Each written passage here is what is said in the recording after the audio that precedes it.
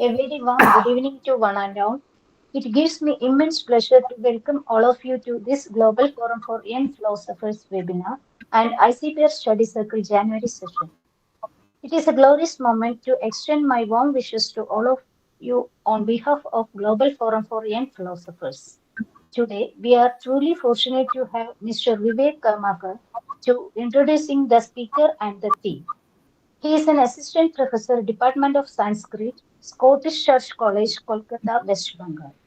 And he has illustrious academic career along with a long list of achievements as a teacher in India. His major area of specialization is philosophy, Sanskrit, Advaita Vedanta, etc. He has a number of publications in national and international journals and presented and attended international and national conferences. Well, sir, with great honor and immense pleasure, I cordially welcome you to this program.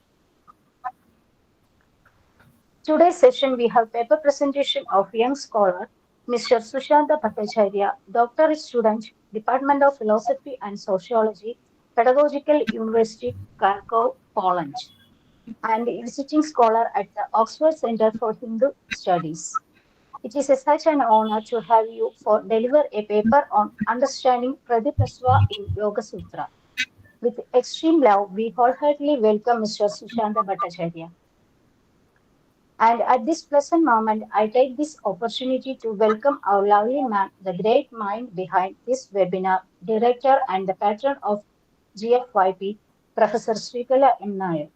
I warmly welcome dear man to this program. And I welcome all the professors, academicians, research scholars, students, and all other esteemed participants to this program. Once again, welcome dear all. And I invite Dr. Vivek Karmakar, Assistant Professor, Department of Sanskrit, Scottish Church College, Kolkata, West Bengal, to introduce the speaker and the theme. Sir, over to you. Thank you, ma'am. Oh,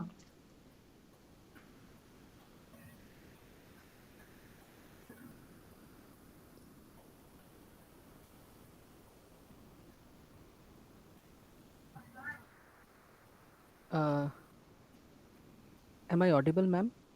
Yeah, Okay, okay. yes. Thank but you. you can't see you. Okay, hopefully. Yeah. Now it's working. Okay, thank you. Thank you. I am grateful to Global Forum for Young Philosophers, GFYP, for giving me this opportunity, for affording me the privilege to present the theme of today's discussion and introduce the esteemed speaker. It is with great honor that I introduce Mr. Sushanta Bhattacharya, a distinguished scholar whom I have known since my university days. Though we work in different aspects of philosophy, but we know the works of each other. Uh, he is now a doctoral student in the Department of Philosophy and Sociology in the Pedagogical University of Krakow and serves as a visiting scholar at the Oxford Center for Hindu Studies. um, Now, first of all, I let me introduce the speaker, and then I will try to emphasize the theme of today's discussion. Mr. Sushant Bhattacharya is now working for his doctoral thesis on the Yoga Sutra with Professor Marjana Jakubczak, Pedagogical University of Krakow, and Professor Divakar Acharya, Spalding Professor of Oxford University. Sushant Bhattacharya, he was a research scholar for 5 years under the supervision of Swami Medhananda, who is well known as Ayon Maharaj, in the Department of Sanskrit and Philosophy at the Ramakrishna Mission Vivekananda Educational Research Institute, RKMVERI, Belur Math, West Bengal. He was trained in the traditional Raja Yoga meditation technique by Swami Kaleshananda Maharaj of Ramakrishna Math. He studied Indian scriptures, philosophy, and theology under the traditional pandits in West Bengal and also in Kashi. He has presented, actually, his areas of research are Sankhya Yoga, Vedanta, Hindu theology, and cross cultural philosophy, uh, etc. He has presented research papers and delivered invited lectures in many renowned educational institutions in India and abroad, to name a few.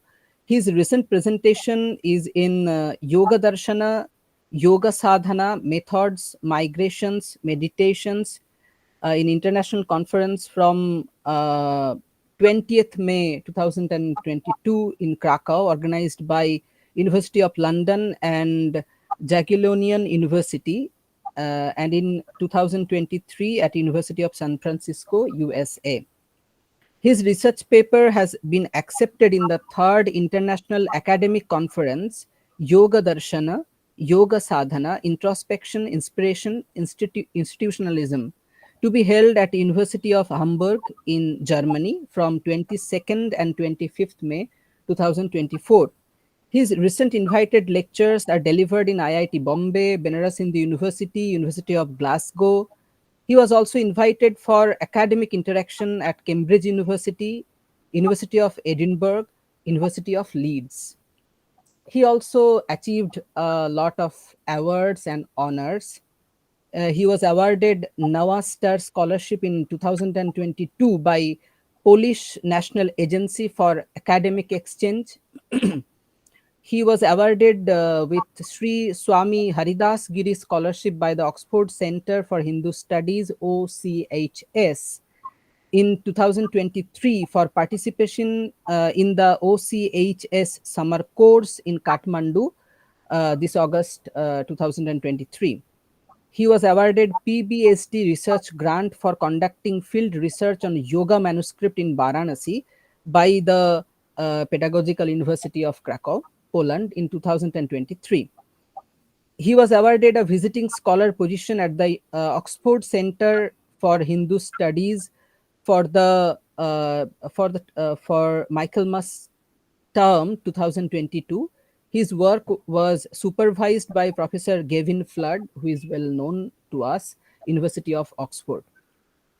He had the honor of attending classes at the Department of Philosophy, Theology and Religion and Oriental Institute of the Oxford University. He also taught in many institutions.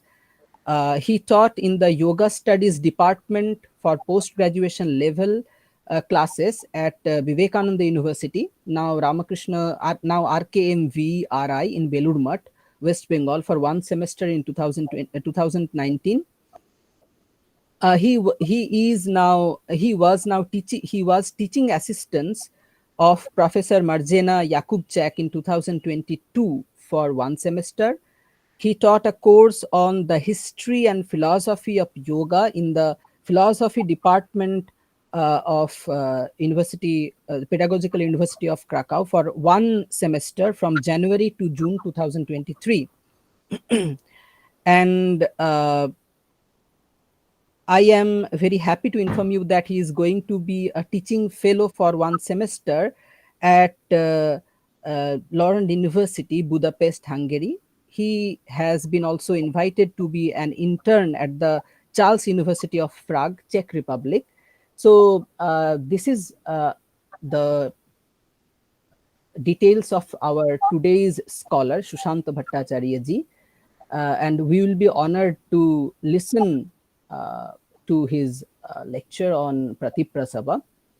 So, while about speaking about the theme, we know that today's deliberation will focus on the philosophy of yoga. So, it is widely recognized that there are 6 Astika or Vedic philosophies, namely Nyaya, Vaisheshika, Sankhya, Yoga, Mimamsa or Purva Mimamsa, and Vedanta, which is called Uttar Mimamsa as well. Now, Patanjali's yoga philosophy stands as one of the oldest philosophical traditions in India.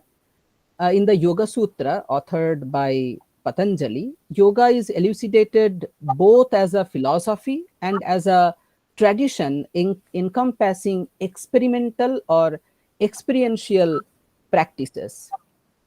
With the exception of Mimamsa philosophy, all Vedic philosophies, I mean Astika philosophies, incorporate the practical aspect of yoga while discussing on the means of achieving liberation. Additionally, Jainism and Buddhism also acknowledge several facets of yoga, particularly in discussions related to Triratna, Panchamahabhrata, or the Eightfold Path, Ashtanga Yoga, among others. Even if you see Nyaya philosophy, there they say the Padartha Tattva Jnanat Nishraya that you can get liberation through the knowledge of the Padarthas. But when it is asked that how somebody can achieve liberation through the knowledge of the Padarthas, then they say we have to go through a yogic path of liberation. So there also we see the contribution of yoga almost in all the, apart from Mimamsa, almost in all the Vedic philosophies, Astika philosophies, and also in the non-Vedic philosophies, especially Buddhism and Jainism, we see the contribution of yoga philosophy a lot. Yoga as a philosophical discipline never fails to captivate us with its distinctive features. The primary text we know that encapsulates the essence of yoga philosophy is Patanjali's Yogasutra.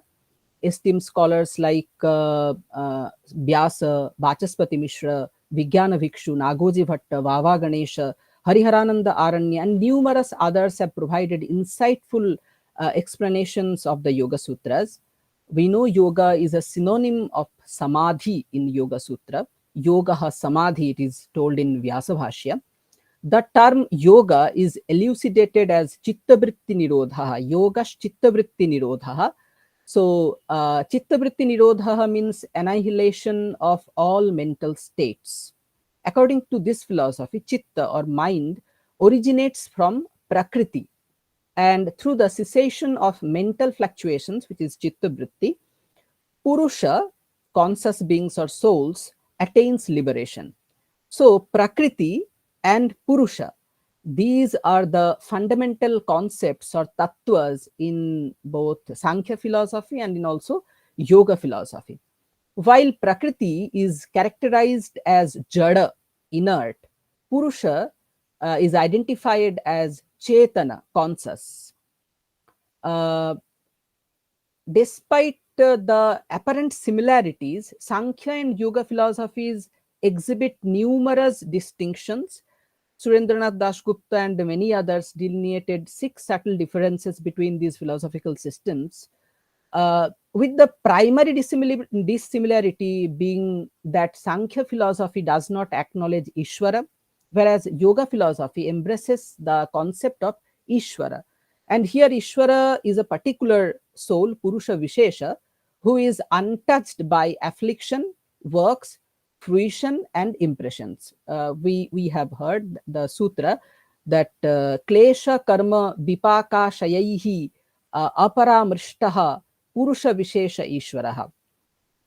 These are 5 afflictions of Purushas, those other than Ishvara. So, Ishvara is not connected with these afflictions, but other Purushas like us, we are, these afflictions are associated with us. In Sadhana Pada, which is the second book of Yoga Sutra, we learn that there are 5 afflictions, Pancha Kleshaha. So those are avidya, asmita, raga, dvesha, and avinibesha. Avidya means ignorance. Asmita means egoism. Raga means attachment. Dvesha means aversion. And avinibesha is clinging to conventional life. And in the second book, we see in Sadhana Pada that through Kriya Yoga, one can overcome these 5 afflictions. And after the discussion of 5 afflictions, there comes the 10th sutra of Sadhana Pada, which is te pratiprasava heyaha sukshmaha.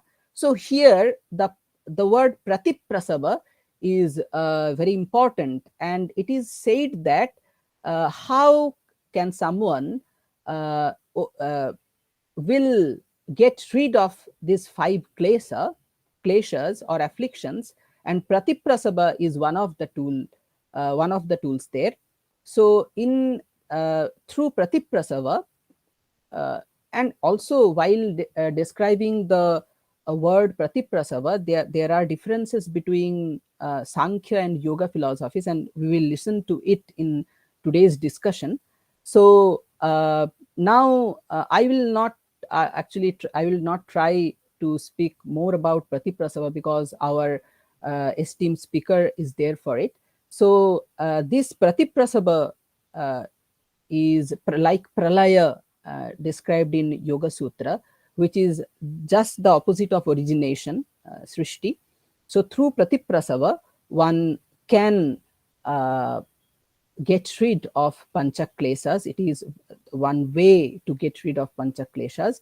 So in today's lecture, this Pratiprasava term will be focused, and it is my honor to invite Susanta Bhattacharya ji to present his paper, and we will eagerly waiting for his paper. Thank you a lot for giving me this opportunity to share my ideas with you in front of you, Mr. Bhattacharya.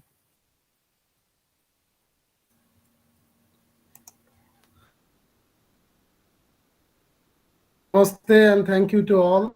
I'm very happy to get the opportunity to understand this concept of Pratiprasava with all of you. And also, I'm really grateful to Dr. for believing in me so that I can learn from all of you, like Srikalam Madam, very renowned scholar and very senior, whom we look after for analysis of philosophy in Indian and Western.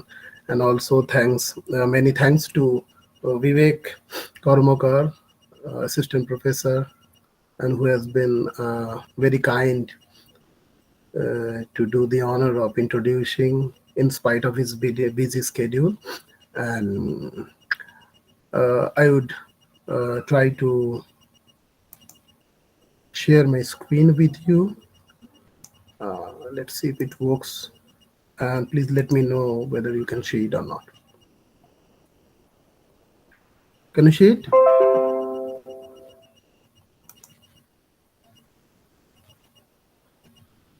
Yes, we can. Yeah, thank you. So sorry for the mess, and I changed a little bit the title. So before starting, I tried with a mantra. Mukam karoti vachalam pangum langhayate girim yatkripatamaham bande paramanandamadhavam.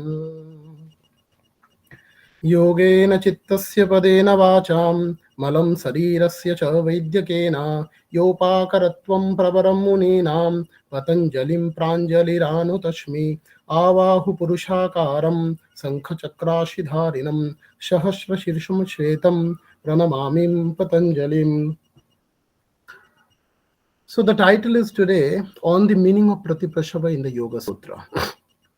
It may be very tempting that what is there to learn about Pratiprasava, because it's already clear in the sutra. But in my study on the concept of Pratiprasava, I think it is very interesting and fascinating, but it is much ignored even in the yoga studies. So we will try to focus particularly on this concept, or I would say the philosophy of Pratiprasava in the philosophy of Yoga Sutra.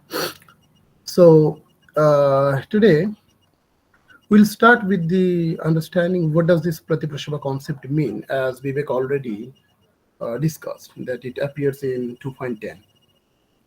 So Pratiprasava, what does Pratiprasava means? Pratiprasava means a process of reversal, or we can say a process of, as Vivek says, this pralaya, or origination, creation and destruction. So process of destruction or reversal, returning. And it is one of the central concepts in understanding the spiritual goal of yoga. What is the spiritual goal of yoga? Now the spiritual goal of yoga is Kaivalya. Patanjali mentions the concept of Pratiprasava in the following two aphorisms. So first, this topic is discussed. Te Pratiprasava heyaha shukshmaha. These subtle afflictions, the kleshas, are to be avoided by a return to the origin. And in the second sutra, which is 4.34, it says Purushartha sunyanam gunanam pratiprashavah kaivalyam shurupa pratishtava. When the gunas, devoid of any purpose for the Purusha, return to their original latent state, in other words, when the power of consciousness is situated in its own essential nature. So these are the two sutras.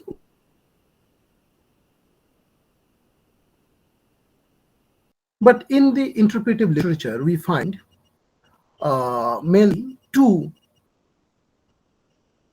conceptions or two understandings of Pratiprasava by the different scholars. And they can be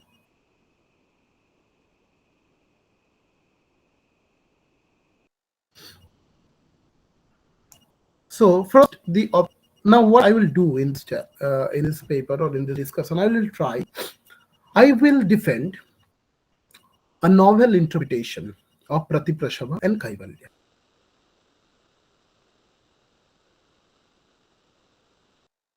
Ontological and the epistemological approaches. And I will argue that both the ontological and the epistemological interpretations are partly true and partly false. And I will suggest that Pratiprasava has two sequential stages, the epistemological stage and the ontological stage.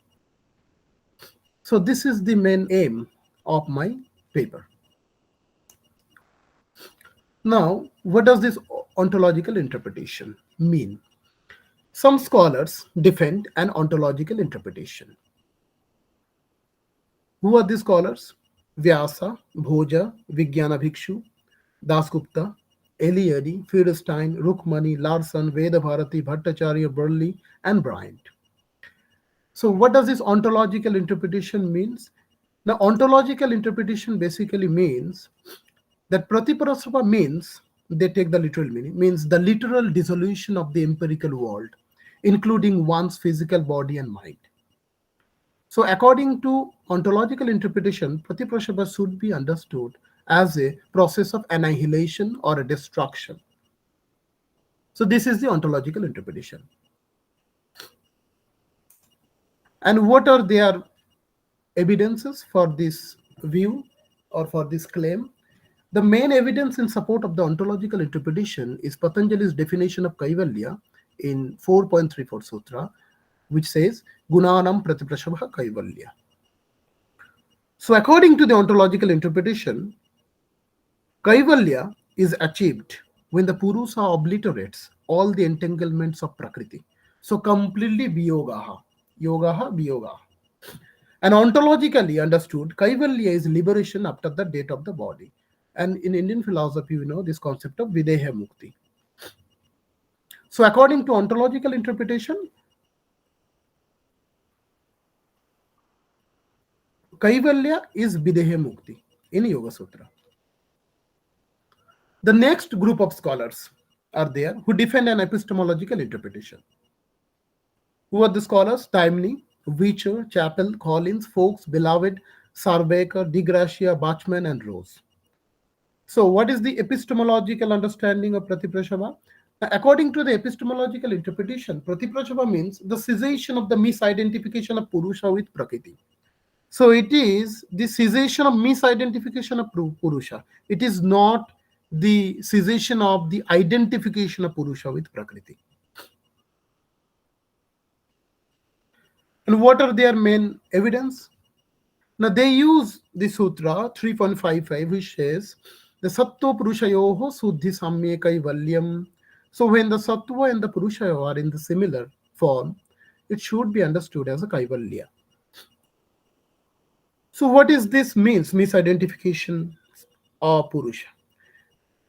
Now, it is the knowledge of the distinction between Purusa's original self from Purusa's misidentified psychophysical self, which is the manifestation of avidya. So, Kaivalya is attained when the Purusa ceases to identify with Prakriti. Upon the attainment of Kaivalya, the afflictions and impurities of the mind are dissolved, but not the mind itself. So, epistemologically concept, if you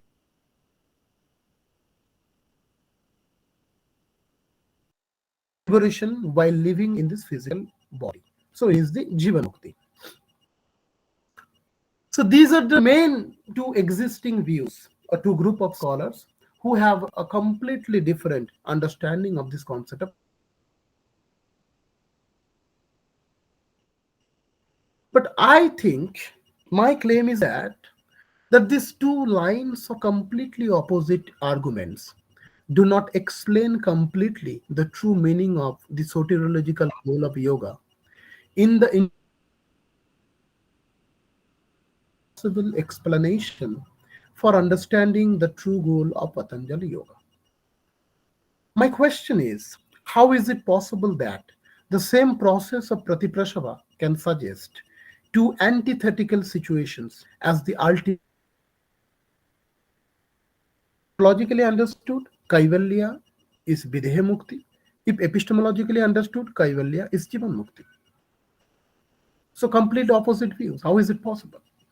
And I argue that these opposite results come from a wrong method of interpretation. First interpretation only considers the literal meaning of the term Pratiprasava. So first interpretation is the ontological. They mainly focus on the literal meaning of the term Pratiprasava. Prashavaha, Pratiprasavaha. So if Prashava is the creation, the Pratiprasava is the opposite of the creation. That means the destruction, the laya. And the second method, which is the epistemological method, focuses only to give a twisted independent meaning of the term, which does not fit in the overall metaphysics of the Yogasutra. So, what do we need? We need a comprehensive and proper understanding of this process of Pratiprasava in Yogasutra to solve this apparent dichotomy regarding the true meaning and goal of Patanjali Yoga. And I argue that both the ontological and the epistemological approaches are partly true and partly false. With respect to the ontological interpretation, if Kaivalya is the permanent separation of the Purusha from this physical world, there could not be any enlightened teachers like Patanjali to teach yoga to others. Moreover, ontological interpreters one-sidedly emphasize Kaivalya as defined in Sutra 4.34 at the expense of other definitions of Kaivalya in other sutras. Epistemological interpretations also face some problems. First of all, epistemological interpreters fail to explain why Patanjali says that the turning back of the gunas to their source leads to Kaivalya. Gunanam Pratiprasavaha Kaivalyam, Sutra 4.3. Here, Kaivalya means complete disassociation from the physical body and mind altogether. Epistemological interpreters have not been able to provide a plausible explanation of Sutra 4.34, which strongly implies that liberation occurs only after death, Videha Mukti. So the question is, if one is liberated, why is one still in a body? Arises from the idea of liberation as the absence of suffering and sorrow, and hence embodiment. And in this paper, I seek to provide a more comprehensive interpretation of Pratiprasava in the Yoga Sutra by combining aspects of both the ontological and the epistemological approaches. And I suggest that Pratiprasava has two sequential stages, the epistemological stage and the ontological stage. Pratiprasava, in an epistemological sense, is the first stage of freedom, Kaivalya, from all sorts of physical and mental bondages. This type of freedom is attained when the negative and positive effects of prakritic manifestation do not affect the yogi while living in this physical body. Patanjali claims that Kaivalya is attained when Sattva and Purusha are of equal purity.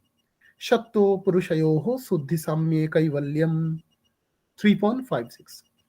And Pratiprasava, in an ontological sense, is the second or the final stage of freedom from existing altogether, including the physical body and mind.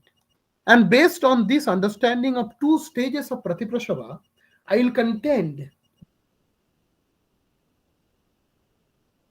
I call these two types of liberation as the Chitti Sakti type of liberation or embodied liberation in English, and Purushartha Sunya type of liberation as disembodied liberation. Now, what do I mean by Chitti Shakti type of liberation? Means the power of pure consciousness, which protects a yogi from all physical and mental and emotional sufferings, which enables the Purusha to realize his pure self, which is unaffected by anything. That is a manifestation of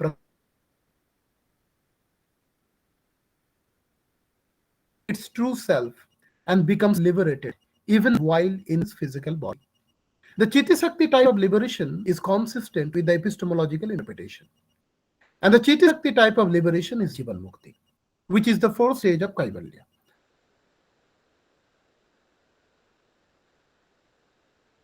56 Sutra that Kaivalya occurs when Sattva and Purusha are of equal purity. Sattva Purushayoho Suddhi Samya Kaivalyam. Now, what does this Purushartha Sunya or disembodied liberation means? Now, the Purushartha Sunya type liberation means that for Purusha, nothing remains purposeful or necessary when Prakriti resolves into its unmanifest form.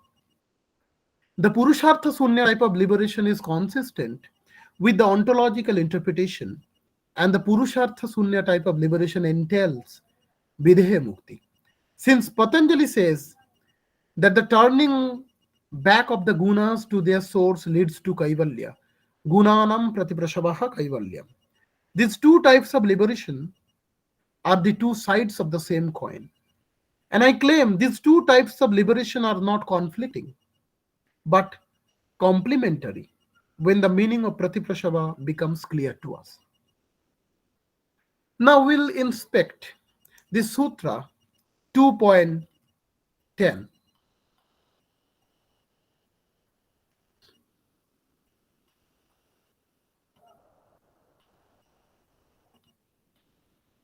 And this is the graphic presentation. I will come to that.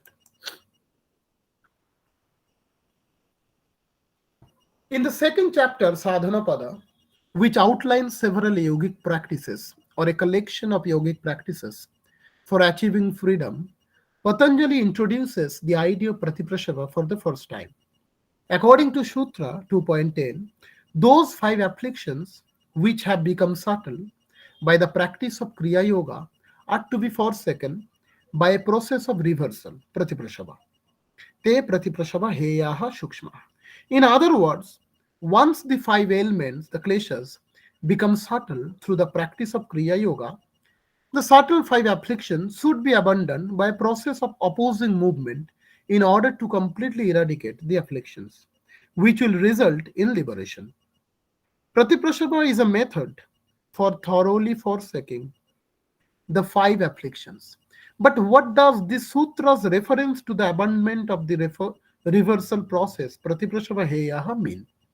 We find no explanation for 2.10 in the interpretive literature. Vyasa, the most celebrated and the oldest commentator of Yoga Sutra, interprets Pratiprasava as Pralina, which literally means destruction. In explaining the meaning of this Sutra 2.10, Vyasa writes that when the mind of a yogi has fulfilled the purpose of its existence and gets absorbed in Prakriti, those 5 kleshas, which become like burnt seeds, Dagdha Bija Kalpa, also get absorbed along with it. Te Panchaklesha Dagdha Bija Kalpa. From Vyasa's interpretation of this sutra, it seems that Pratiprasava is a process of destruction rather than reversal. Vyasa prefers to give an ontological emphasis on this phenomena of Pratiprasava, which is not justifiable in this case, in this Sutra 2.10. Vyasa first uses the term Pratiprasava in Sutra 2.2. Sutra 2.2 tells us the yoga of action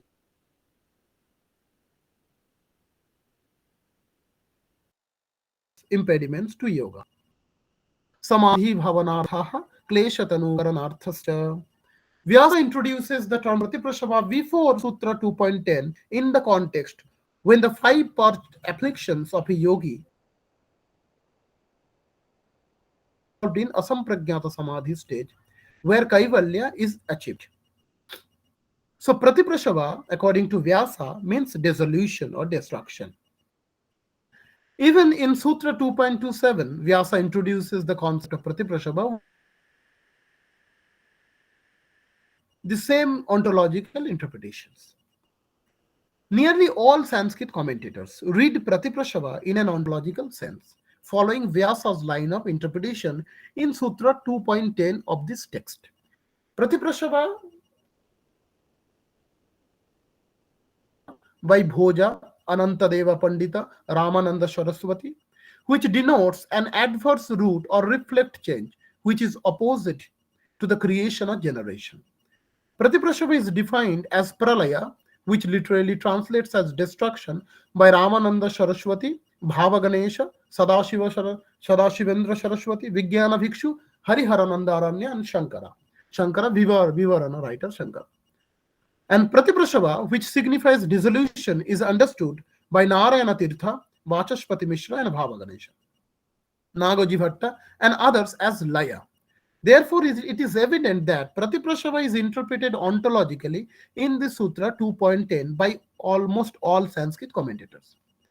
Even majority of modern scholars writing in English, Hindi, and Bengali language explain Pratiprasava in an ontological manner. Swami Veda Bharati states Prasava means creation or birth. Its opposite, dissolution, Laya, is Pratiprasava. George Feuerstein, the German scholar, interprets Pratiprasava as a process of involution. Evolution, Prasava, involution, Pratiprasava. For Feuerstein, Prasava is the evolution and Pratiprasava is the opposite of evolution, which is involution. Most of the ontological interpreters seem to understand Pratiprasava in a literal sense, which is not a plausible understanding, because even if we take Pratiprasava literally, it does not exclusively mean process of destruction. Opposite of Prasava can be known creation, against the flow of creation, or cessation of creation, or barrenness, or unproductivity.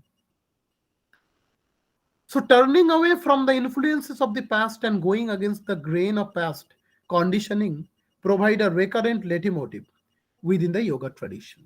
And Professor Chris Chappell, he has studied with this suffix and the prefixes. The prefixes prati in other sutras, and he claims that prati should not be understood as in the literal sense as opposite completely. It could be means a process of reversal rather than a process of destruction.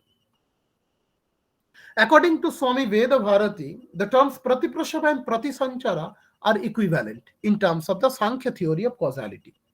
So Swami Veda Bharati, in his commentary, he explains Pratiprasava as Pratisanchara. The devolutes are dissolved by the yoga process in their respective causes in the reverse order, just as they arise from their respective causes in the chain of causation. Vedabharati links Pratiprasava with Pratisanchara based on how similar the process of disintegration appears to be. It is incorrect.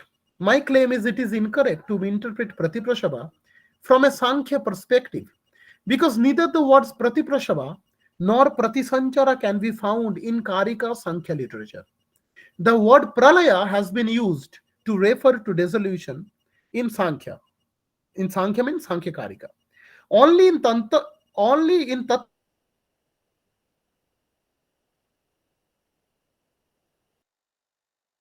that it is described as a process of cosmological breakdown or destruction, whereas Sanchara is described as a process of creation.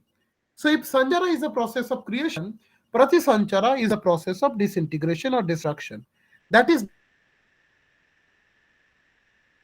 it should be noted that whereas Pratiprasava is the prerequisite for liberation in yoga, because in the sutra, the last sutras, it is completely related with the Kaivalya.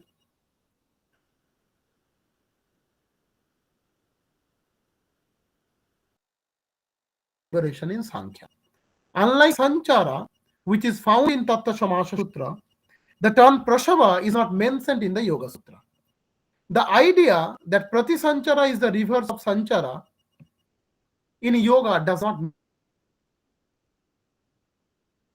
Prashava is an exact match for Nirodha. According to Veda Bharati, Nirodha is a similar process of Pratiprasava in which the gunas dissolve. But why does Patanjali not utilize the Nirodha notion again in Sutra 2.10 in place of Pratiprasava? Begs the question if Pratiprasava is Nirodha. Nirodha is a word that is extremely difficult to translate or comprehend, but it is obvious that in yoga metaphysics, it has been used to describe a method of stopping or restricting the modifications or fluctuations of the mind, because in Sutra 1.2 Patanjali states Chitta Vritti Nirodhaha, suppression of the states of mind, has been used. So Nirodha is therefore categorically not an ontological dissolution process, and it cannot be compared to Pratiprasava. So in a similar fashion, Pradip Gokhale, which is his recent book, Buddhist Roots of Yoga, published in 2022, most probably, he compares the concept of Pratisarga, which he believes to be a Sankhya concept of backward creation, with the term Pratiprasava. The term Pratisarga is not seen in any book from the Karika Sankhya school. Only in creation-related word, Sarga is provided in Sankhya Karika. Sankhya Karika 21. According to Gokhale, Pratisarga would be the antithesis of Sarga if Sarga were the creation. So therefore, Pratisarga refers to a dissolution or destruction process.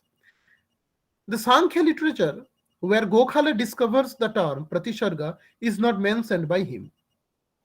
Gokhale may have been thinking of the idea of Pratisarga, one of the Puranas defining themes, Panchalakshana, which incorporates some Sankhya principle into its philosophical framework, like creation, Sarga, dissolution and recreation, Pratisarga, and Bamsa, and Manavantara, and the Bamsanucharita are the five qualities. Pratiprasava is a very complex and significant idea in the yoga metaphysics. Hence, I don't believe it is acceptable to compare it to Pratisarga. It is an entirely yogic idea. Pratiprasava, in my opinion, is interpreted in an ontological sense because it has been compared to the Sankhya concepts of Pratisanchara and Pratisarga because of their apparent similarity as a process of dissolution. And this comparison highlights the unjustified predominance of Sankhya concepts in yoga. Because this dissolution results in Kaivalya, all ontological interpreters hold that Pratiprasava is the method by which the yogi's physical body dissolves. They assert that Kaivalya is in fact Videha Mukti. Pratiprasava and Kaivalya are taken literally. And because of this reductionist notion of Kaivalya as total separation of the Purusha from Prakriti, I believe Pratiprasava has been construed in an ontological sense.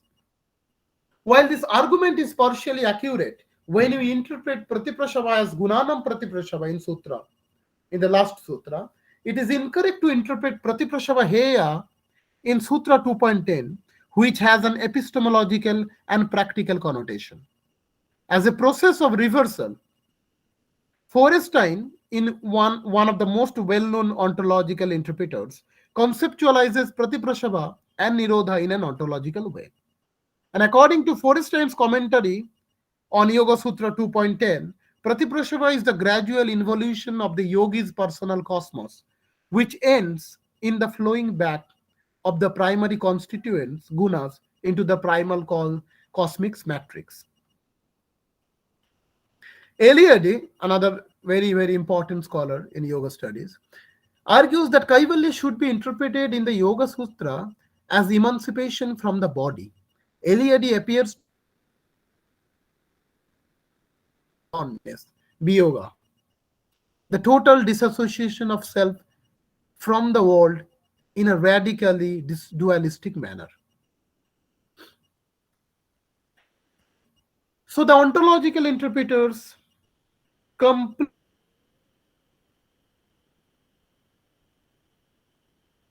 should be understood literally, and if Pratiprasava is understood literally, then Kaivalya is Birahemukti. The meaning of Pratiprasava in Sutra 2.10, Teheyaha Pratiprasavaha Shukshmaha,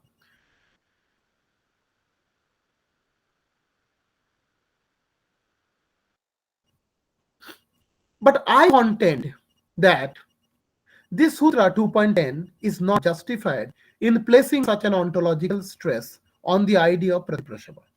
The yogic practices that a sadhaka practitioner practice in order to achieve the culmination of the yogic itinerary, Kaivalya, are described in this chapter, which makes use of the notion of Pratiprasava. So Pratiprasava has thus been employed as a yogic exercise that necessitates the effort and focus of a yogi. Thus, it is more of a personal practice that a yogi must develop through his mental exercises. Therefore, it would appear that Pratiprasava is a habitual and active mental action of the yogi. In other words, since ontological phenomena do not rely on the yogi's practice, it is an epistemic phenomenon rather than an ontological one. If Pratiprasava were merely an ontological reality that was outside the purview of yogi's practice and effort, Patanjali would not have recommended it in this sutra, which makes sense. It is likewise incorrect to interpret Pratiprasava only from an ontological perspective without comprehending the full significance of the sutra. In addition to Pratiprasava, the word heya, abandon, is also crucial and demands our attention. The Sanskrit term heya implies to avoid, to give up, forsake, and give up something. Heya can also be translated as tyaga or tyajya, giving up. Heya is also the first division in the Chaturbhuyatta, the fourfold division of yoga metaphysics in a philosophical sense. Heya, heya hetu, hana, hanopaya are the four divisions. And heya is more of an avoidance or surrender procedure than a destructive one. Because Sutra 2.25 explicitly indicates that the connection between the seer and the seen is shattered from the absence of avidya. And this disconnected condition is known as freedom. Tad abhavat samyoga abhavo hanam tadrishehe kaivalyam. The process of destruction is known as hana in yoga philosophy. It was heya rather than hana that Patanjali employed. Not interpreting heya as hana in Sutra 2.10 is a mistake. In other sutras, the word heya is used to refer to an act of avoidance. According Sutra 2.11, those gross vritti should be eradicated heya by meditation. Dhyana heyas tad vrittaha, after they have been weakened by the practice of Kriya Yoga. Because the subtle vrittis persist even after the mastery of meditation in this level of yoga sadhana. Heya is utilized in the sutra as a process of eradication or abandonment rather than as a process of destruction. As stated in Sutra 2.16, the future suffering has to be avoided. Heyam dukkham anagatam is a requirement. Since these potential pains have no current ontological presence, heya is also used in this situation as a method of avoidance. Because the yogi must exercise this process of heya in the yogic practice. It may be claimed that the term heya in the Yoga Sutra is employed in a psychological and epistemological meaning. Therefore, it requires the yogi's will and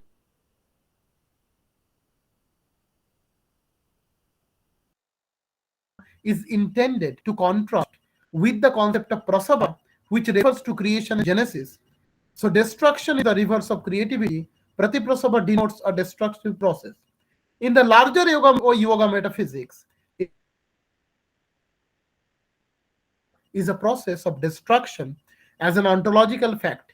But this is not the case for the specific Sutra 2.10, which appears to have an epistemological undertone. On the other hand, some contemporary scholars have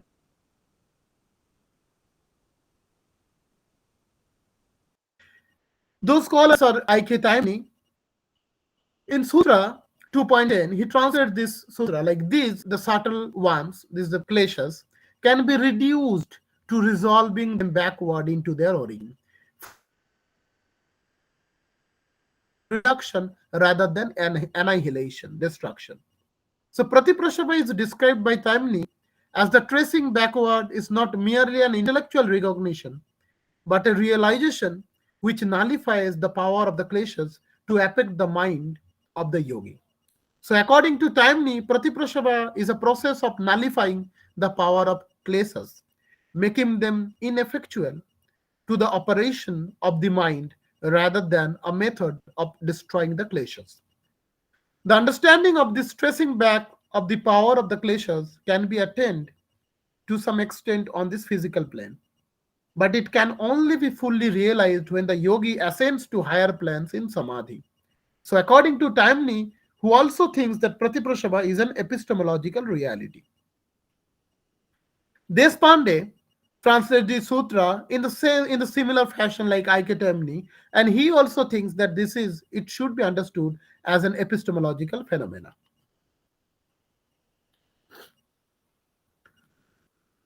Michael Beloved also he thinks that Pratiprasava is synonymous with Pratyahara. So Pratyahara is completely an psychological activity. So Pratiprasava is just a process of staying away from the kleshas or from the effects of the kleshas. And Jagannath Karare in 2.10 in his commentary, he also thinks that Pratiprasava in this sutra should be understood in the epistemological sense, not the ontological. But now we'll come to the sutra 4.334, which I claim that has the ontological overtone. The final sutra 4.34 makes use of Pratiprasava once again, which is crucial to comprehending the Yoga Sutra's notion of emancipation or liberation. According to Sutra 4.34, when the gunas that do not require Purusha recede back to their original state, it is called Kaivalya, that is re establishing the true status of Purusha or remaining as pure consciousness. पुरुषार्थ शून्यानाम गुणानाम प्रतिप्रसवः कैवल्यम स्वरूप प्रतिष्ठा वाचिति शक्ति रीति. This is the sutra. The bhoga and apavarga purusha is the purushartha, and purushartha sunya then refers to a situation in which the purusha is not in need of this bhoga and apavarga. The bhoga and apavarga of the purusha are caused by the gunas, and gunas return to their unmanifested after completing their mission for Purusha. And this process of returning is known as Kaivalya. When the gunas are separated from the Purusha's original self, Swarupa Pratishtha, or the power of pure consciousness, Chiti Shakti, is discovered. This Sutra 4.34 is very pregnant and extremely challenging to comprehend. In the Yoga Sutra's final sutra, Patanjali defines Kaivalya and provides a brief description of its nature of Kaivalya. Three key expressions are used by Patanjali to define the idea of Kaivalya. One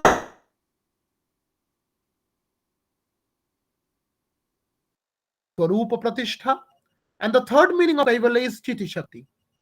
In 7 sutras, 1.16, 2.15, 2.19, 4.8, 4.13, 4.32, and 4.3, and 4.3, 4.13, 4.14, 4.15, 4.16, 4.17, 4.18, 4.19, 4.20, 4.21, 4.22, and 4.23, 4.24, 4.25, 4.26, 4.27, 4.28, 4.29, 4.30, 4.31, 4.32, and 4.33, 4.34, 4.35, 4.36, 4.37, 4.38, 4.39, 4.40, 4.41, 4.42, and 4.43.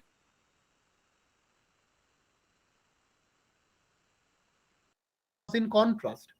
He only makes a reference to Pratiprasava twice, 2.10 and 4.34. He also goes into considerable detail in 9 sutras about the idea of Swarupa. 1.3, 1.43,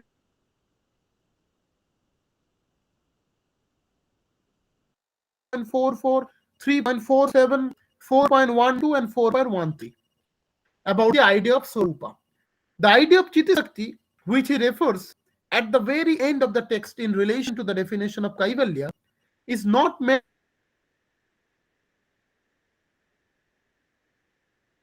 and disturbing for us, the readers. The reason Patanjali introduces his new vocabulary in this key final sutra.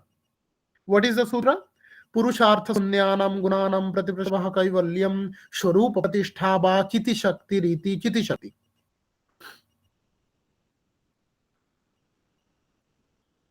Is it? Now the question is it merely this Swarupa word? Swarupa Pratishtha, Swarupa. Is it merely another word for Swarupa? Or is it something else? Is there a different name for Kaivalya? Is this phrase related to the definition of Kaivalya, this Chiti Shakti? Is this a reflection of the emancipated Purusa state following Kaivalya? Is the concept he introduces, Patanjali, at the end a brand new one? It is interesting to notice that all classical Sanskrit commentaries only pay attention to the first half of the sutra, Purushartha Sunyanam Gunanam Pratiprashabha Kaivalyam. Up to that. Then the rest of the sutra, Swarupa Pratishtha Bachiti Shakti, Swarupa Pratishtha Bachiti Shakti Riti, the Ba up to the second portion is mostly ignored. Even contemporary commentaries neglect to mention this term's significance in Patanjali's metaphysics. The conventional Sanskrit commentary simply differs in how the word Ba, which literally means or, should be read. Now, according to commentators, Sanskrit commentators who hold an ontological perspective, spiritual liberation results from the gunas being reversed or turned back, complete dissolution of mind and body, which no longer need to function for the sake of consciousness.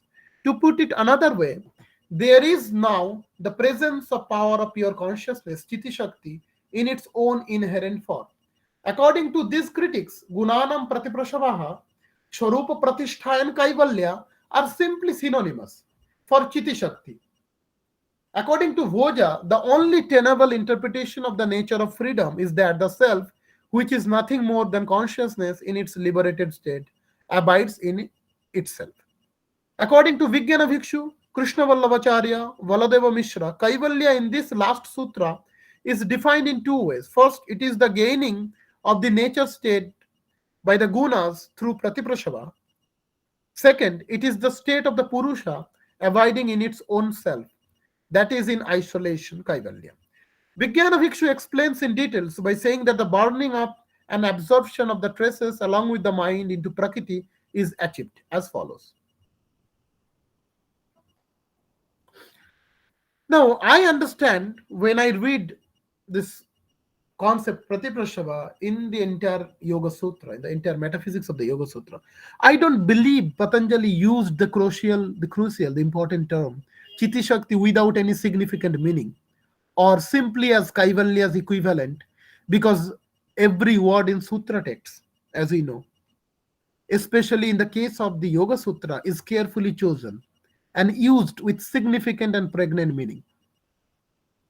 I believe he is trying to draw attention to something by using the word Chitti Shakti that is not contained in other words that indicate Kaivalya. The term Chitti Shakti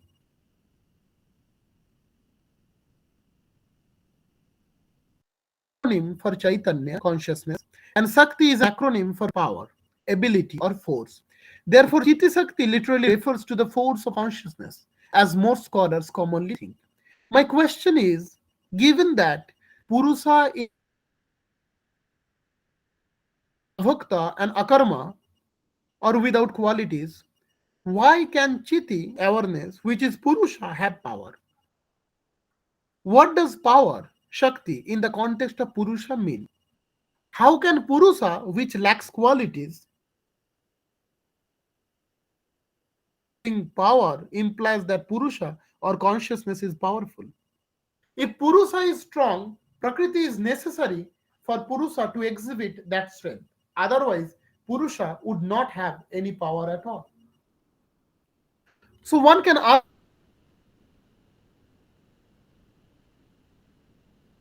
understood literally, since it is merely used metaphorically to represent the state of pure consciousness. Purusha, following Kaivalya as a potential force or strength to remain apart from Prakriti. Although Patanjali did not use the word Chiti anywhere in the Yoga Sutra, the word Shakti does appear three other times.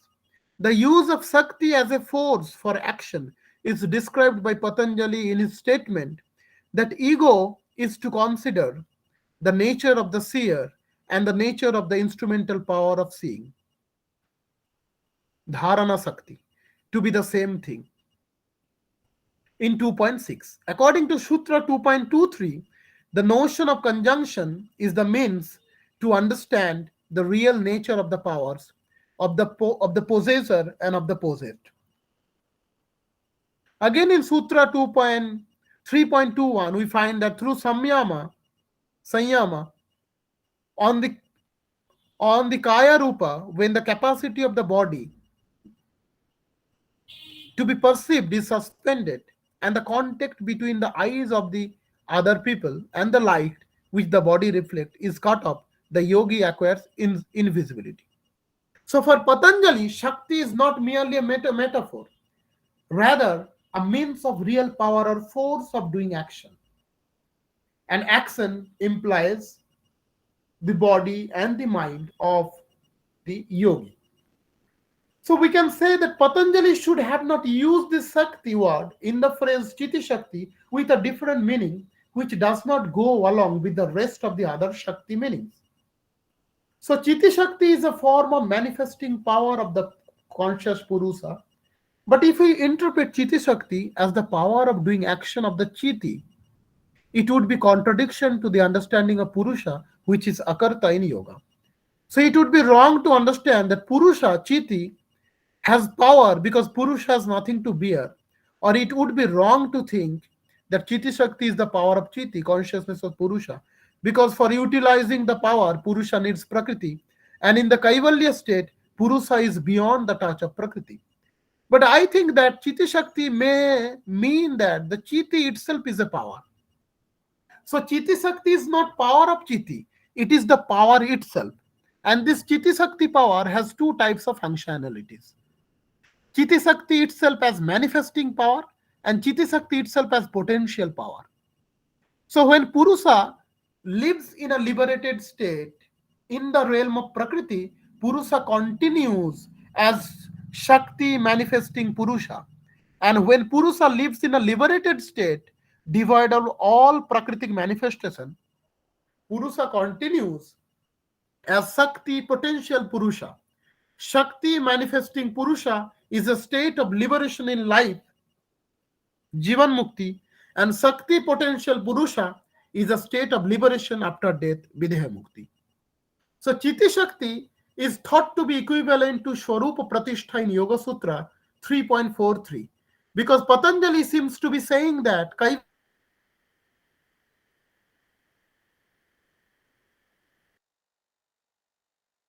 Swarupa Pratishtha are not synonymous, rather very closely interrelated or interconnected with each other. Swarupa Pratishtha is made of two words, Swarupa and Pratishtha. Swarupa means one's own real form.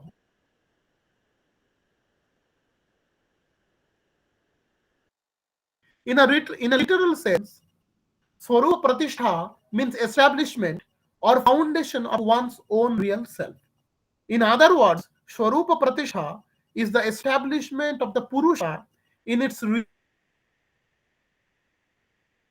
But the question arises, why does Patanjali use a new word Pratishtha in the phrase Swarupa Pratishtha to indicate the same liberated state in Kaivalya in Kaivalya, for which he has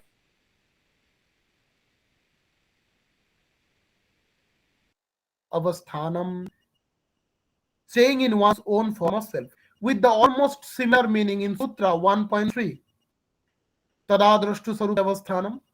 In Sutra 1.2, Patanjali defines yoga by saying that yoga is the cessation of mental modification.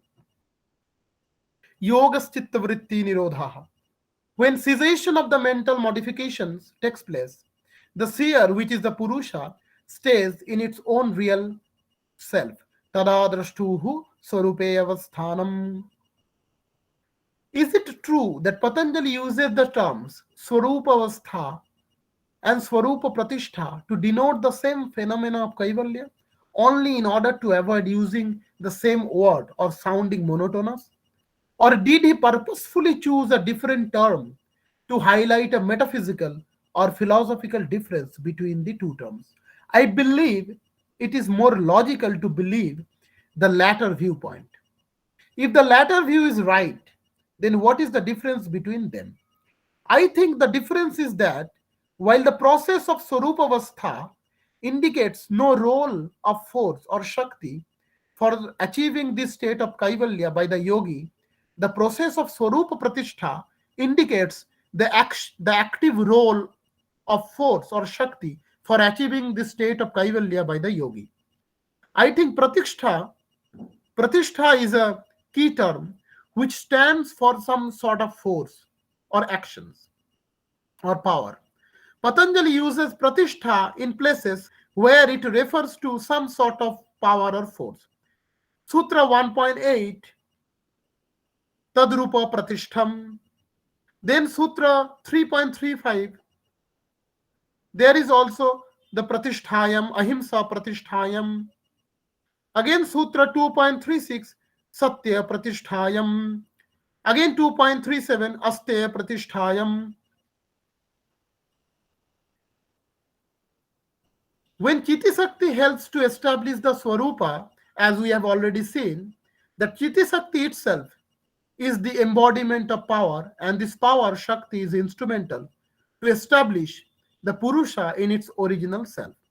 Once the Purusha is established, Swarupa Pratishtha, by the manifesting Chitisakti Purusha, begins to rest in its real form, Swarupa Avastha. So we can say that Swarupa Avastha is the result of Swarupa Pratishtha, and Swarupa Pratishtha is the result of Chiti Shakti. To put it differently, these are successive stages of Kaivalya. Chiti Shakti is the first stage of journey of Kaivalya. Swarupa Pratishtha is the second stage of journey of Kaivalya, and Swarupa Pratishtha is the third stage of journey of Kaivalya. And Shakti is the common factor or agent working through these stages of spiritual liberation.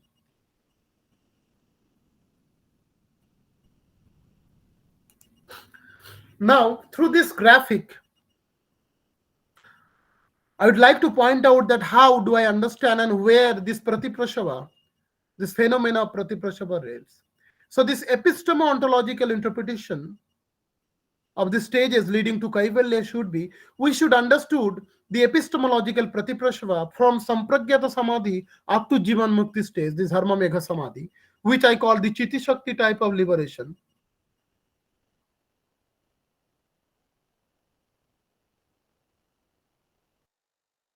Kaivalya or Bidhamukti should be understood as ontological Pratiprasava. And we know that Kaivalya has also been, as we discussed, there are 5 sutras where the word Kaivalya is mentioned.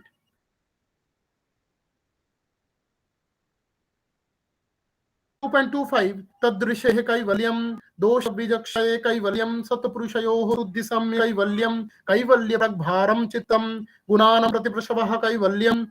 And very strikingly, 4 out of 5 sutras can be explained in a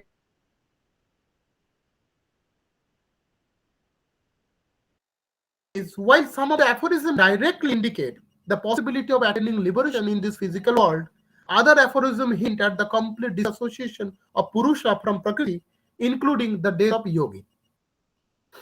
Is Patanjali contradicting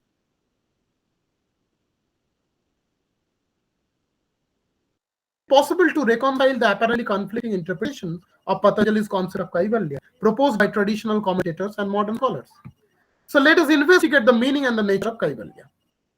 So Kaivalya, I will not go into detail, it will take some time. So Kaivalya in the epistemological sense is Jivan Mukti. We can read even in the Yoga Sutra. And Kaivalya in the ontological sense is actually Videha Mukti.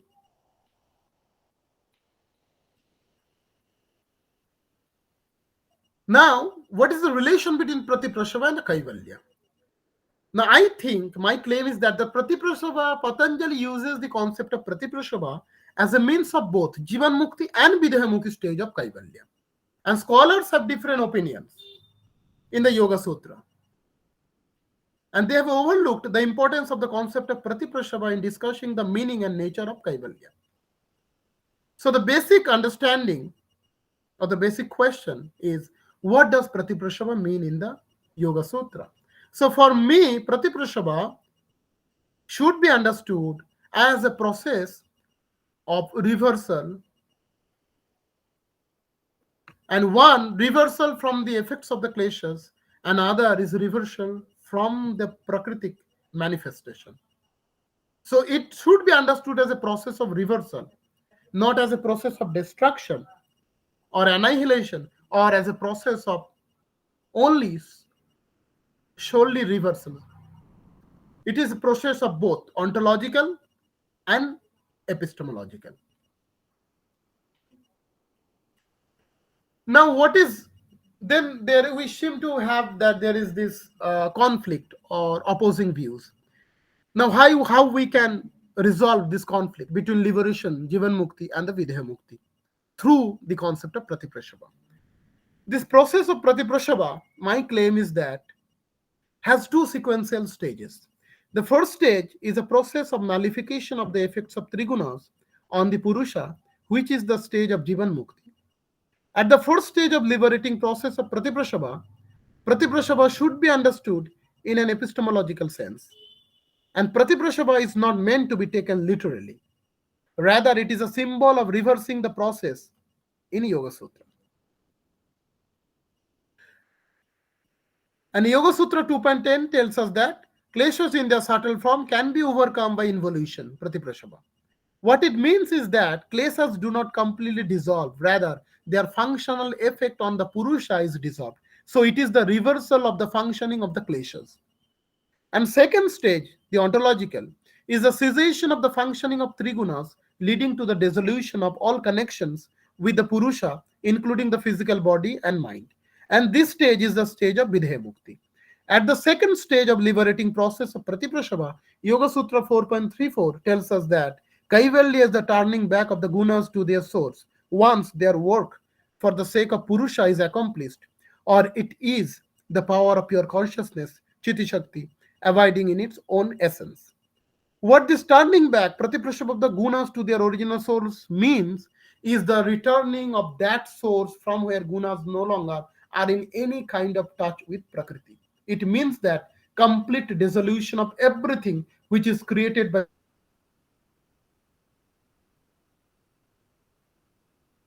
and the mind. So the final stage of liberation is attained now. Oh, thanks. That's all I would end here, and I would love to listen to your comments and questions. Thank you so much, Mr. Sushan Bhattacharya. Beautifully explained on Pratiprasava in Yoga Sutra. Now, let me invite Professor Srikala M. Nair, patron of GFYP and the director of International School for Christian Graduate Studies, for initiating the introduction and give the comments. Ma'am, Thank you. over to you. Thank you. Thank you, Likhita. Lovely, Sushant. I was intently listening to you. Very scholarly presentation. Congratulations, dear. You have a great future.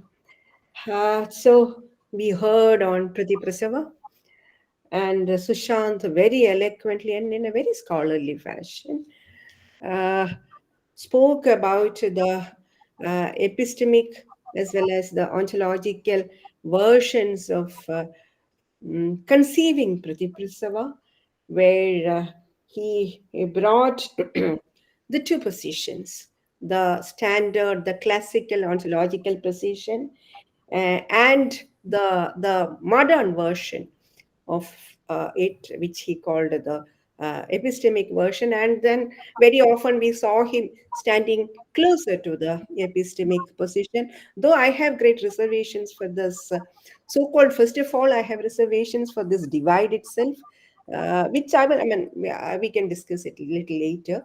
I will take last chance. And this division of epistemic and ontological on one, and also throwing doubt on the classical interpreters. I get a feeling that by subscribing to the so-called epistemological interpretation, you are coming closer to the Vedantic views, and thereby defeating the very purpose of yoga, uh, which stand separate as a system. That is how yoga stands separate as a system. It's identifying characteristic features, uh, and therefore this divide between the embodied and the disembodied versions of liberation, again I have reservations on that. We'll discuss all those subsequently, but primarily I congratulate for this very original thoughts on Pratiprasava, which is a very significant, as he has beautifully said, that it could be Prati, could be a reversal as well as an opposition. So, how do you define Pratiprasava? Is a very, very significant topic. Once again, thank you very much for this beautiful paper.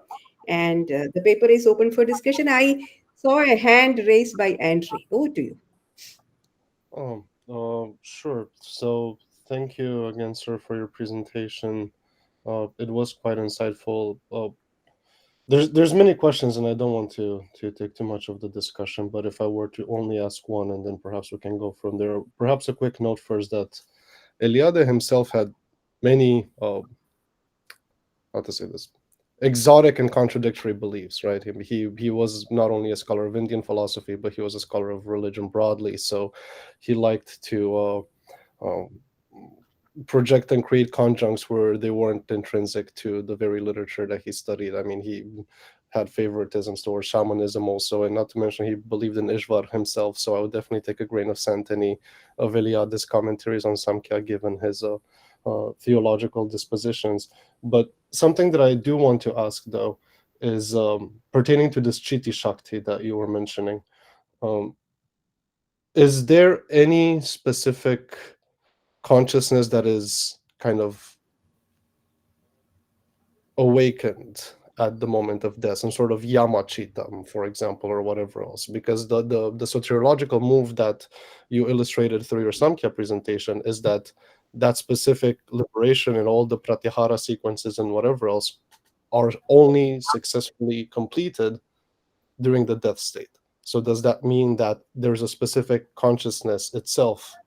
Is there some sort of like features of a tattva or purush itself that only activates through a consciousness of death, or is it the typical schema that classical Samkhya would illustrate, and then it goes directly into the soteriological story of the Samkhyas?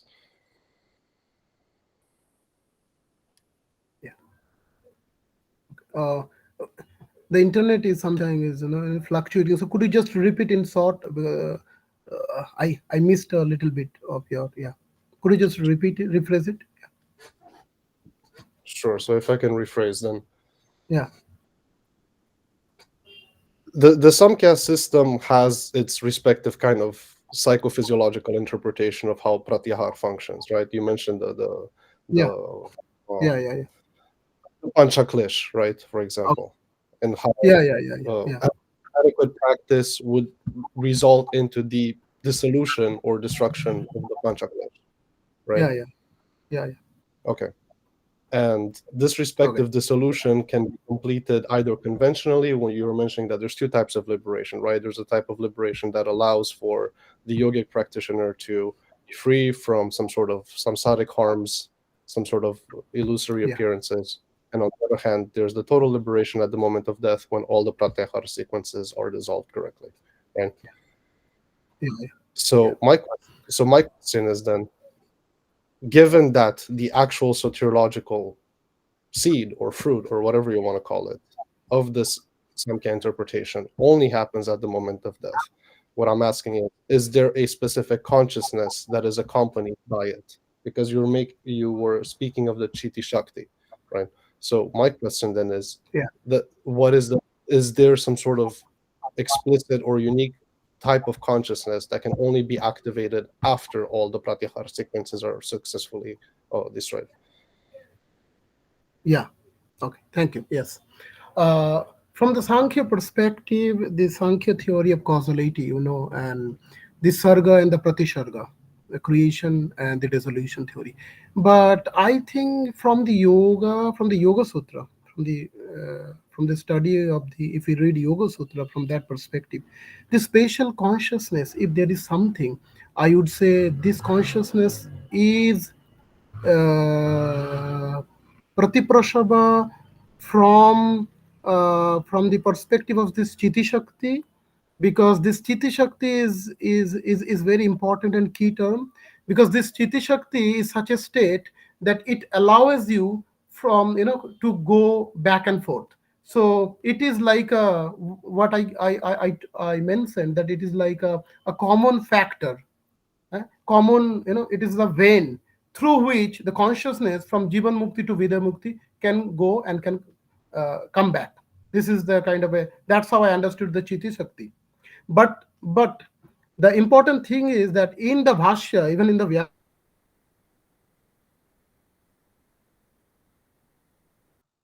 Prajna, we talk in the Yoga Sutra, there Vyasa talks about the Chitta Vimukti and the Karya Vimukti, which is interesting that Karya Mukti is in the hands of the yogi. So the yogi, through his practice, yogi, the Karya Vimuktis. But the Chitta Vimukti is not in the hands of the yogi. Now my question is, how is it possible? Now what is Vyasa's reply? That Karya Vimukti automatically leads to Chitta Vimukti. But automatically leads to Chitta Vimukti, because Karya Vimukti is in the realm of the epistemic. The yogi is conscious, he is doing his sadhana, spiritual practices, he can do this. But when the Karya Vimukti actions from the perspective of yogi cease, so everything cease. So then how from Karya Vimukti to Chitta Vimukti it can go? So my understanding of the Yoga Sutra, even the Vyasa Bhakya, is that this is possible from Karya Vimukti to Chitta Vimukti through the process of the Chiti Shakti. But there is where lies the Pratiprasava. Pratiprasava has these two stages of functionality. In the epistemic, Pratiprasava works in the context of the Karya Vimukti, and in the Chitta Vimukti, ontological Pratiprasava functions. So this is how we can resolve, or we can find a common factor where Jivan Mukti ends, but from there the Videha Mukti starts. This is how we can understand. This is my understanding. But in the Sankhya Karika, there is no Pratiprasava concept and there is no Chiti Sakti in that sense. So from that perspective, I think if we do not take completely that Yoga Sutra is a kind of a version of Sankhya Karika or Sankhya, Yoga Sutra is an independent philosophy. It has its independent, concepts, ideas, which is very unique, not found in Sankhya Karika. So I would say Pratiprasava is such a concept. Thank you. Okay. But that does slightly, excuse me, that Yeah. does slightly complicate things as far as the sadhana classification that you're mentioning, right? Because you also, I greatly sympathize with the semantic complications of nirudra. Or nirudra is a quite complex term that can be interpreted in a wide variety of ways. But you also spoke of kriya a lot, right? So then the question is, all of these all of these shancharas and pratishanchara methods, right? These are also methods at the end of the day. These are some sort of upaya, one way or the other. So do the kriya sadhanas also have these upayas for you, or do you interpret only the nirudra interpretation to have those types of things? Okay. So Nirodha, I talked about, it is actually the literature review. I talked about that there are some scholars, while interpreting Pratiprasava, they bring the idea of Nirodha. It is not my view. Okay, so I was just mentioning the secondary literature, but for that sense, even if Nirodha, if we take that Nirodha, even Nirodha can be interpreted in an epistemological form, in an epistemological tone or overtone, I would say. But the thing is that for the sanchara and the pratishanchara, from the Sankhya perspective, what is important, that pratisharga, pratisanchara, whatever you say, that Yoga Sutra, in Yoga Sutra, Pratiprasava is such an important concept, because when Patanjali is describing the nature of Kaivalya, what does the Kaivalya look like? Are you asking me, or are you? No, I'm just saying that Pratiprasava is mentioned in the Kaivalya, but Pratishanchara is not directly mentioned in the concept of liberation. In the compare Pratisanchara or Nirodha in that sense with the Kaivalya. That's what I'm saying. Okay. Yeah. And any other questions from anyone else? Yeah, Yoga Shastra is actually a text of praxis, while Sankhya gives theories. Any other question from anyone else? Grant, would you like to ask something?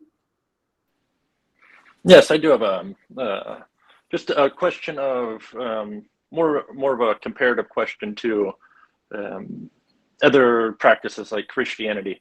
So and I've always been interested in comparing the Samkhya system with Christianity versus, so in particular with this idea of being reborn and into the equilibrium of the gunas. It's similar to the concept in Christianity of being born again. And there's not necessarily considered to be a death to be born again in that sense. But my question is the quality of power that you associated with Purusha, the Sakti, the power that you mentioned, could that be interpreted as a potential to be reborn? But what I mean by potentiality, it is not this Aristotelian potentiality in the Western understanding. What I mean by potentiality is the power of action or acting in this physical world, devoid of the effect of the prakritic manifestation. So that, in that sense, I know this potentiality basically from the Western perspective means the Aristotelian idea of potentiality. But what I mean is like that, that the Purusha has the capacity to stay away from the touch of the prakritic manifestation, or I would say from the bad effects, from the effects, not bad, from the effects. But he is still in this world, but he is not, affected by this Prakritic realm. So that's what I mean by the potentiality or the Shakti. So in that case, would there necessarily need to be a death, or could you still be reborn without having a death? But see, if you get Kaivalya, so there is no no possibility of rebirth. So when you attain the Kaivalya, then there is no question of rebirth.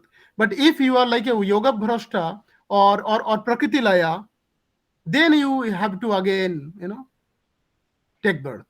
But in case of, if you attain this Kaivalya state, because the sutra says Tadadrashtu Sarupe Avasthanam, you find your own self. So that is the original Purusha. So there is no question of coming back to this Prakriti. You are completely away from that. So from that perspective, unless or until you reach Kaivalya, Prakriti Laya or the other state, those who has got the siddhis, supernatural powers, they again have to come back and take birth. But for the Kaivalya, those who have attained the Kaivalya, the Kevalins, they are not concerned. There is nothing to be born again. They are free. They are I liberated. see. Yeah. Well, thank you. Thank you. Professor Anandagiri, would you like to comment? Are you here? Professor Giri, are you here? I don't think he's here. All right. Sushant, quick clarifications Yeah. regarding my presentation.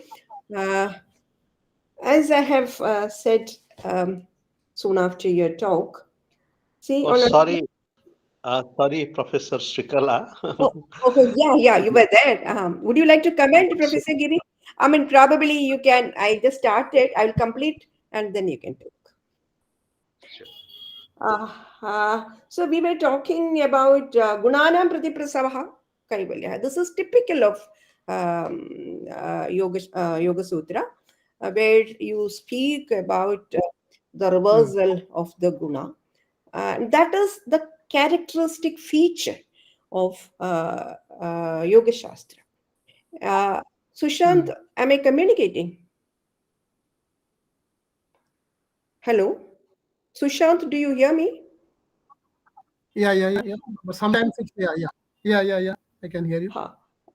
But your deliverance and your novel interpretations, I fear, take Yoga Shastra closer to Vedanta, and thereby the Yoga Sutra seems to lose its identifying characteristic. This is one fear that I have. And another, this division that you're drawing between the epistemic and the ontological.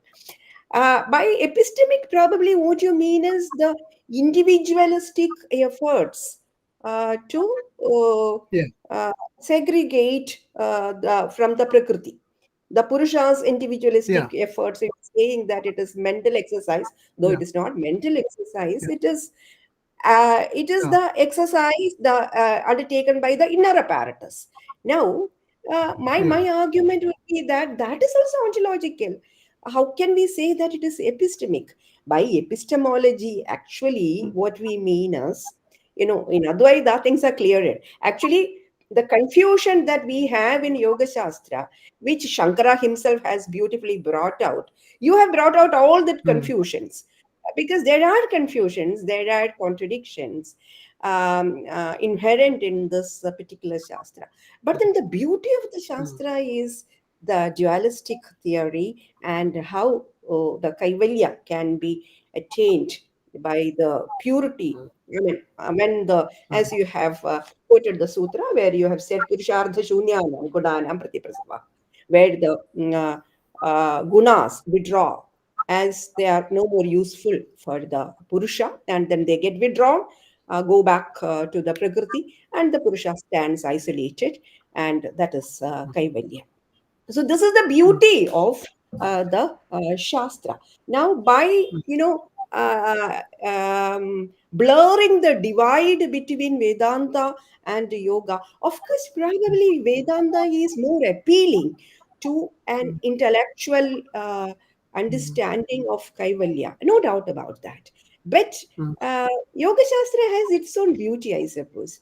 And therefore, we don't have to blur this divide between Vedanta and Yoga by drawing this divide between epistemic and ontological. And by the way, I always argue that in Indian philosophy, there is actually no hard divide between epistemic exercises and ontological exercises. Meanwhile, I forgot to tell you this.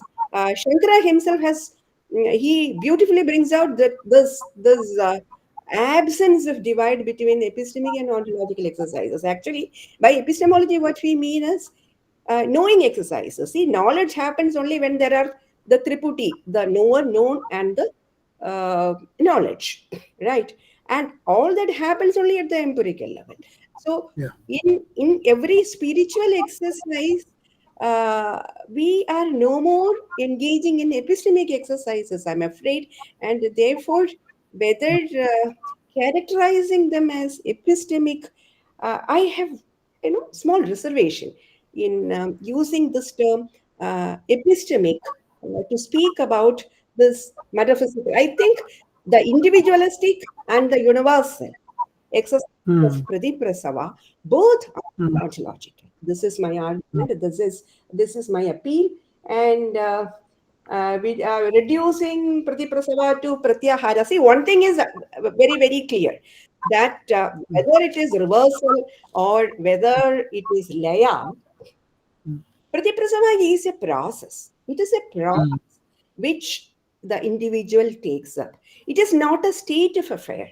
It is a mm, process in which the individual engages and it gradually happens. And once it happens, what mm, happens we do not know because that is mm, beyond language, beyond comprehension, beyond mm, expression. And mm. so Pratiprasava should be understood. When we present the case of Pratiprasava, we should comprehend it as a process. That is how I understand Patanjali. And this Chitti Shakti, and you Yes. beautifully spoke about, how can there be power. You spoke all your concerns, which are the concerns of everyone. When there is, Mm, when the Purusha is divided or segregated from the Prakriti, where is the power? And mm. why should it be called Yeah. Chitti Shakti? Right. Now, Yeah. I Yeah. I I understand that uh, Chit consciousness, call it Chitti, is see what the Yoga Shastra wants to underscore, which Vedanta doesn't underscore, is the power aspect of it. See, Vedanta Mm, choose to ignore that, while mm, Yoga Shastra wants to underline that factor. Whether there is power or not is not the concern of Vedanta because, as mm, one of my students has worked out, see, Vedanta doesn't ask the question what consciousness can do. That is not the question. Vedanta has asked a mm. different question what consciousness is. While Yoga Shastra also has asked the question what consciousness can do. So that is why they speak about the various stages where consciousness can perform several things, so on and so forth. So the questions are different, therefore the answers are different. Not that consciousness has Yeah. multiple forms, but Yeah. Yeah. they are presented in Mm, different identities, I suppose. And if you take the later bhakti kavis, the poets during the bhakti prasthana, they bring in, Edutachan, for example, in Malayalam, he brings, he makes a beautiful combination of yoga and Vedanta. mm, Don't ask me how they do it. They mm, use the cement of bhakti to join these two thought systems. So, I mean, mm. various theories are prevalent in this land, various Yeah. methods. But I suppose that all of them have their own beauties. So let us Yes. preserve Shastras. And by the way, Yoga Shastra, does it ever speak about Jivan Mukti? I No. don't Yeah. know. Yeah. Yeah. That's my. Yeah. That's my reading of the Yoga Sutra. Yeah. Actually, Okay. actually, T.S. Rukmani, you might know her work. Rukmani, T.S. yes, I know, I Rukmani know. clearly, T.S. Rukmani clearly, comments that the concept of Jivan Mukti is impossible in the Yoga Sutra. Exactly. I So my subscribe to yes, that. yes, Yeah. completely right. But my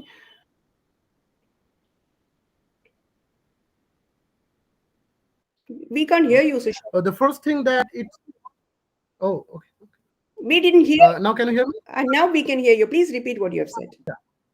So you have two or three reservations which are absolutely correct, and I do have. But the first thing that Jivan Mukti may sound similar to Vedanta, especially Advaita Vedanta, maybe, but it is not the study, comparative study, or I'm not trying to impose Advaitic concept in the Yoga Sutra. Rather, my effort is read the Yoga Sutra and the Bhasya and to understand that whether Yoga Sutra, which is Jivan Mukti, which is a lofty understanding in the Indian philosophy, whether it has room for it or not. So from that perspective, I completely find that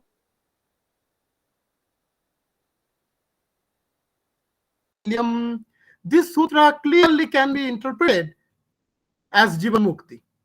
Satto Shuddhi Samya, Satto Prushayoho Suddhi Samya Kaivalyam can be completely, it can be understood. Whereas opposite side, Purushartha Sunyanam Gunanam Pratiprasava, it has to be interpreted from in the ontological perspective.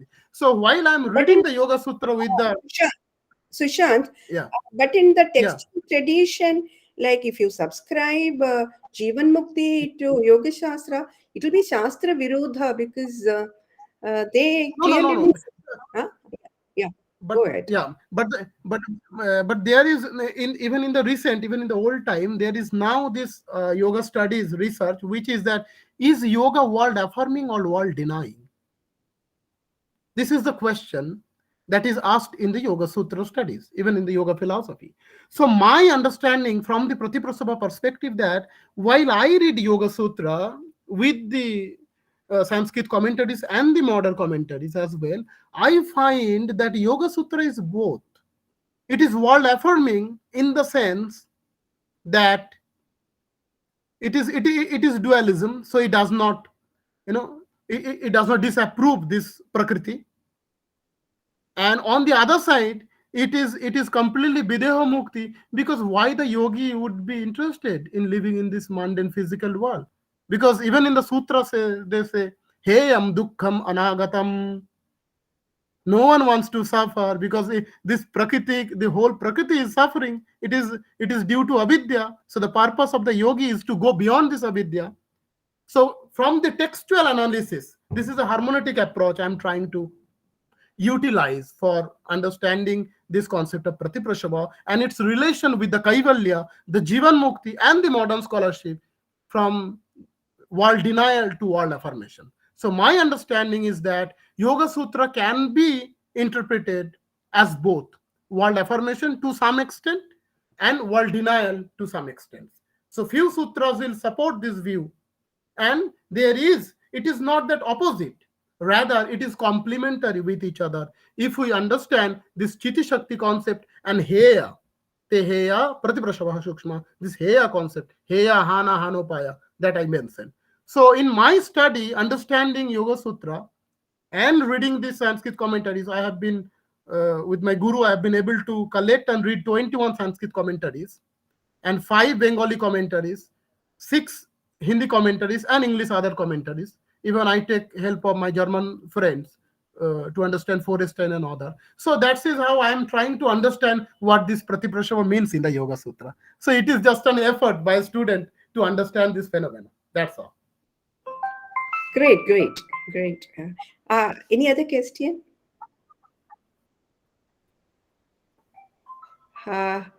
If not, Andre, shall we wind up? It's up to you. I can ask more. It's whether or not you want to continue the discussion. If you have other questions, please go ahead. Yeah, But thank you. please be, yeah. Okay, one quick brief question then. The whole kind of presentation, which was very well done, by the way, the presentation does speak volumes to these notions of pratyahar. So I try to follow the soteriological prism of what you're saying and the isolations through the explanatory scheme of the Samkhya interpretations of the pratyahar, give or take the Vedantist flavor you've added to it. But then you wrap up your presentation with the classical Samkhya move of the gunas. So you kind of lost me somewhere along the lines of how am I supposed to interpret your presentation through the explanatory schema of the pratyahar and the prapanchas, and eventually you take it back to the gunas. I was wondering how exactly are these related in your paper? Yeah. Yeah, Should I answer? please, if you can, yeah. Yeah. So pratyahara is basically a psychological activity. Pratyahara is a psychological activity, whereas Pratiprasava is psychological and ontological. Because it actually goes back. Our physical body actually dissolves. So Pratyahara is a psychological, or I would say a kind of a epistemic or psychophysical activity, we can say. But Pratiprasava is both. And Pratiprasava starts with the kleshas. So when the kleshas are to be reduced, the Pratiprasava comes. But before that, Pratyahara comes. So Pratyahara is the basic fundamentals. This is the blocking, the blocking stones. So unless or until you attain the Pratyahara, you cannot come to the Pratiprasava. So it may similar the same, but it is not the same. So Pratyahara is a starting point. Then Pratiprasava comes in reducing the kleshas. Because in the sutra, te is the basically klesha, pancha klesha. What are the pancha klesha? Avidya, asmita, raga, dvesha, vinivesha. So te, he, aha, pratiprasavaha, sukshmaha. So Pratyahara is the psychophysical or the mostly psychological. Now withdrawal of your senses. So but Pratiprasava is not about only senses. It is rather of the sense, even your individuality, and ultimately in the ontological sense, it is the restraint of all from all prakritic manifestation of your physical body and mind. Okay. Okay, thank you for that. Yeah, please wrap up if there are no more questions. Prasanna, who's wrapping up? I think Shimi asked me to do. Yeah, please So do. yes, first and foremost, I would like to thank soon-to-be Professor Bhattacharya for his insightful presentation, and also everyone here present, however early in the morning or late in the evening it is for you. This paper has offered a novel interpretation in which if we take the Jain analogy of the elephant, it seems that the avidya debates between the Vedantists and the Yoga Sutras and also Heya seem to be similar features, like the trunk of the elephant and the tail of the elephant, and somehow we might be pointing at the same type of, however intended or not, soteriological monism in the classical Indian traditions. We can wrap it up perhaps by saying that arguably the Kaivalya is nothing more than a property or feature of the mind of the Jivan Mukta. Thank you so much again for an insightful presentation on the possibilities of further joining the traditions together. As ma'am also has said, though, there's academic value in maintaining the pluralism of the Indian traditions, but this should not discourage the possibility of novel innovation in a potential monism. Thank you all for being here, and have a good evening or good morning. Thank you all. Thank you, everyone. Thank you, everyone, those who have participated in the debate. And thank you, Sushant, for that beautiful paper. Thank you very much. Okay, good night.